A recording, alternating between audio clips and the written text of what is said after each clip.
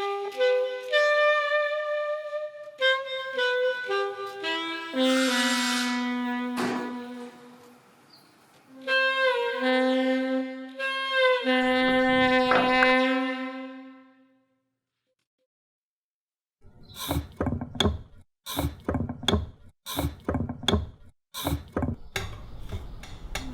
don't feel like I'm developing skills if I use machines. I don't know, like, have a sense to really, like, understand how each piece of wood is different. You don't really get that if it's just you running it through a machine.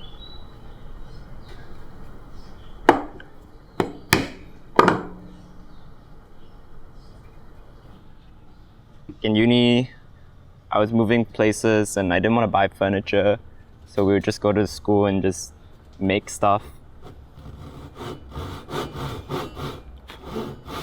And I think over time, I started to appreciate it a lot more in terms of like the mindset that you have and the hand skill. It's the appreciation of people's bodies and working with it. And increasingly, I work with less and less tools as I discover more ways that I adapt to the wood.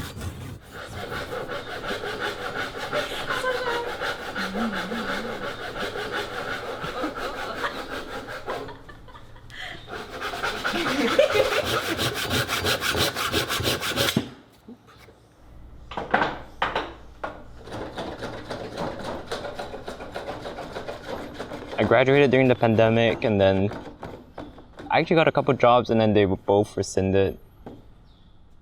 It's funny, like no one wants to pay for an anthropologist in an economic downturn, but people will pay for carpenters.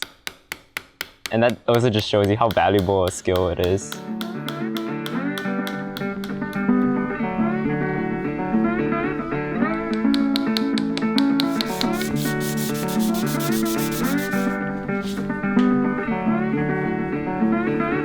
I think I'm just really bad at it. Like, I just want to get better at it.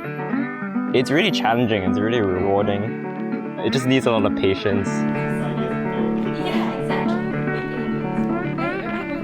I have a lot more time to do it now, and I have a lot less friends, so it makes sense to do a type of work that takes a long time, and it's pretty like, takes a lot of patience, and you just kind of sit there and whittle at something. And such a different way of using your body and your mind, and I think it just helps you understand the world a little bit differently as well.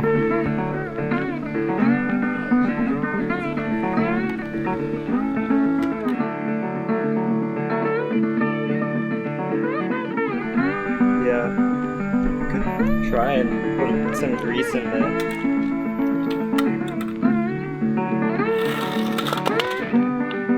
I'm not sure whether we were testing the boards or like testing me. I don't skate enough to know what makes a good board.